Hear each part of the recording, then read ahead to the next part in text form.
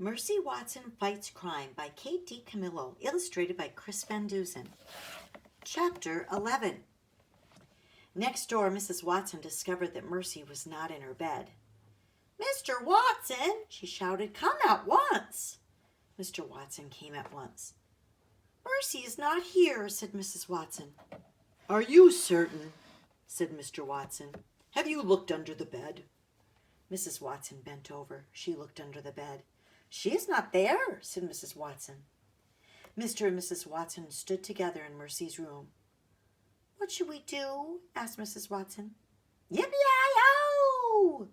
"It's that noise again," said Mrs. Watson. Mr. Watson went to the window. He opened the curtain. He looked outside. "Mrs. Watson," said Mr. Watson, "we must call the fire department immediately. It's an emergency."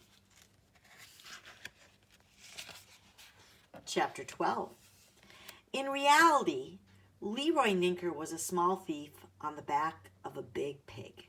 But in Leroy's mind, he was a cowboy riding a bucking bronco in the Wild West. "Being a cowboy is hard work," said Leroy Ninker. "I need some refreshment." Leroy reached into his shirt pocket. He grabbed hold of a butter barrel candy. He unwrapped it with one hand. He put it in his mouth.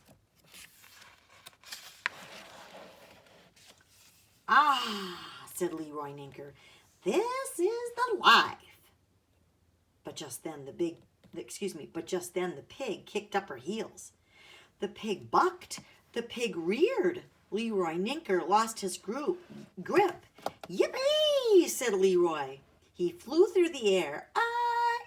said Leroy. He landed on his back. "Oh!" said Leroy Ninker. Chapter 13. Mercy sniffed. There was that delightful smell again. Butter! Where was it coming from?